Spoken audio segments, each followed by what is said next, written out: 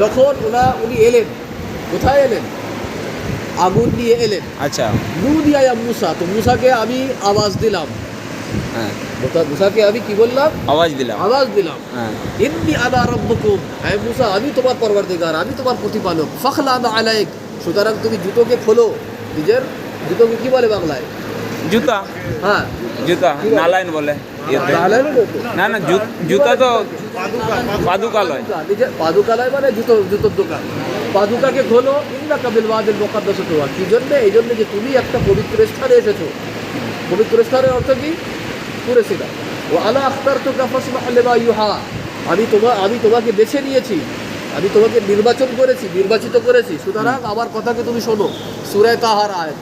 وقال تعالى بسم الله الرحمن الرحيم والتين والزيتون وطور سينين وهذا البلد الأمين, সূরা 3 এর আয়াত। এটা কি বলছে? কি আমি শপথ করেছি জয়তুনের এবং তিন খেয়েছেন? না না খাননি না। ফিগকে বলা হয় তিন। ফিগ জানেন তো? ফিগ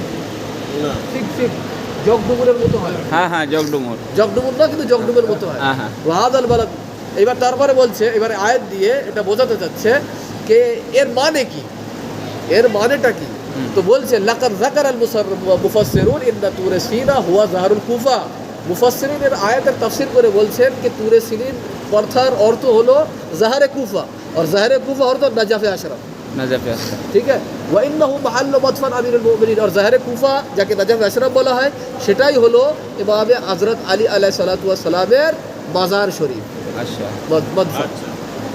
এবার এর প্রসঙ্গে দলিল দিচ্ছেন যে তুরে সিনিন বলা হচ্ছে নাজাফে আশরাফকে, তার উপর দলিল আছে, রিওয়ায়াত আছে, হাদিস আছে। মানে হ্যাঁ আছে। কি হাদিস? ফানিল ইমামিল বাকির আলাইহিস সালাতু ওয়াস সালাম, ইমাম বাকির আলাইহিস সালাতু ওয়াস সালাম যিনি রাসূলের ষষ্ঠ বংশধর, তার থেকে রিওয়ায়াত ইন্নাহু কানা ফি ওসিয়্যতি আমিরুল মুমিনিন ইন আখরাজুনি ইলা যাহর ফাইযা তাসাওয়াবাত আকদামাকুম রিহুন, যদি তোমরা আমাকে কোথায় জাহার মানে পীঠস্থলের দিকে নিয়ে যাও, সুতরাং যদি তোমাদের পায়ে কোনো হাওয়া রিহ বলা হয়, ওই হাওয়াকে যে খুব তেজ চলে, গরম হাওয়া, ওই গরম হাওয়া যদি তোমার পায়ে লাগে ফাদফুনি, তো আমাকে দাফন করো। তার মানে কি হযরত আলী আলাইহিস সালাতু ওয়াস সালাম শাহাদাতের আগে নিজের সন্তানদেরকে ওসিয়াত করেছিলেন আমাকে কুফার দিকে, কুফার জাহেরের দিকে, কুফার পীঠস্থলের দিকে নিয়ে যাবে। যেতে যেতে যখন তোমাদের পায়ে গরম মরুভূমির হাওয়া তোমাদের পায়ে লাগবে, সুতরাং সেই জায়গাটায় আমাকে দাফন করবে। বুঝতে পারছো? আগে মৌলা হযরত আলী আলাইহিস সালাতু ওয়াস সালাম বলছেন, যেখানে যে তোমাদের পায়ে মরুভূমির গরম হাওয়া লাগবে সেটাই হলো আউয়াল, প্রথম হলো তুরে সিনা, ওটা। ওয়ানিল ইমাম সাদিক আলাইহিস সালাতু ওয়াস সালাম থেকে রিওয়ায়াত কি জাফর সাদিক জি। ইন্নাল গরীব কুতআ মিনাল জাবাল আল্লাযী কাল্লামা আল্লাহু আলাইহি মুসা তাকলিমা, যে এই গরীব, এই জায়গাকে নজফকে গরীব বলা হয়।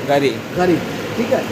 গরীব এমনই একটা জায়গা, এমনই একটা পাহাড়ের টুকরো যে জায়গায় যে মুসা কালিমুল্লাহ আল্লাহর সঙ্গে কথাবার্তা বলতেন, দিদার করতেন। হ্যাঁ, দিদার নয়, কথা বলতেন, কাল্লিম। ওয়াকাদ্দাসা আলাইহি ঈসা তাকদীসান, ঈসা আলাইহিস সালাতু ওয়াস সালামকে এখানে কি দেওয়া হয়েছিল? সম্মানিত করা হয়েছিল, মুকাদ্দাস অর্থাৎ রুহে মুকাদ্দাস দেওয়া হয়েছিল কাকে? জনাব ঈসা আলাইহিস সালাতু ওয়াস সালাম। ঠিক আছে।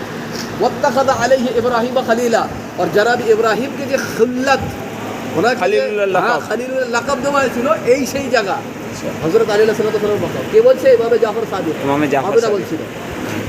ওয়াত্তাখাযা আলাইহি মুহাম্মাদান হাবিবান, আর এই সেই জায়গা যে জায়গায় যাকে গরীব বলা হয়, সেই জায়গায় কি হযরত মুহাম্মদ মুস্তাফা সাল্লাল্লাহু আলাইহি ওয়া আলিহি ওয়াসাল্লামকে খোদাবন্দে আলম নিজের হাবিব বলে ঘোষণা করেছিলেন আগে। ওয়াজআলাহু লিন-নবিয়িনা মাসকানা, আর এই জায়গাকে খোদাবন্দে আলম নিজের নবীদের জন্য ঘর বানিয়েছে। জনাবে আদমে আছেন, জনাবে নূহ আছেন, জনাবে হুদ আছেন, জনাবে সালেহ আছেন, জনাবে ইব্রাহিমের বাড়ি ওখানে ছিল। ঠিক আছে। তো রিওয়ায়াত পেয়েছেন আপনি। وقد كان أمير المؤمنين في أيام خلافته يخرج وقلة من أصحابه إلى ظهر الكوفة, যখন হযরত আলী আলাইহিস সালাতু ওয়াস সালাম কুফায় রাজত্ব করতেন, তখন নিজের কিছু সঙ্গী সাথীর সঙ্গে কোথায় আসতেন? কুফায় আসতেন। وتحديدا إلى هذه البقعة معروفة بمنطقة صافي صفا, এই বিশেষ করে এই জায়গাটায় আসতেন, সাফি সাফাই জায়গাটায় আসতেন। वह इबारा सीन सुखरा मुशरम अला बहर नजर।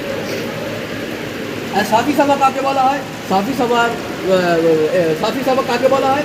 এমনই একটা পাহাড় যে পাহাড় বেহেরে নাজাফ, এই নাজাফের সমুদ্র আছে, সমুদ্রের দিকে তার মুখটা ছিল। কি জন্য আসতেন? নিজের সাহাবীর সঙ্গে, নিজে আর নিজের কিছু সাহাবীর সঙ্গে, বিশিষ্ট সাহাবীদের সঙ্গে দেখা করে দিলেন, ইবাদা ওয়া তারবিহ, তারবিয়াত নিজের আল্লাহর ইবাদত করার জন্য আর নিজের রূহকে একটু শান্তি দেওয়ার জন্য। وقد كان إمام يقصد هذه المنطقة لعلمه إنها محل مناجاة نبي الله موسى। और हजरत আলী আলাইহিসসালাম এই জায়গাকে বেছে নিতেন ইবাদত করার জন্য, এই জন্যে যেহেতু এটা এই জায়গায় জানাবে মুসা আলাইহিসসালাম আল্লাহর কাছে মোনাজাত করতেন। তারপরে لذا أصبح هذا المقام مقام الإمام أمير المؤمنين علي بن أبي طالب عليه الصلاة والسلام। সুতরাং এই জায়গা হযরত আলী আলাইহিস সালামের থেকে বৈশিষ্ট্য হয়ে গেছে।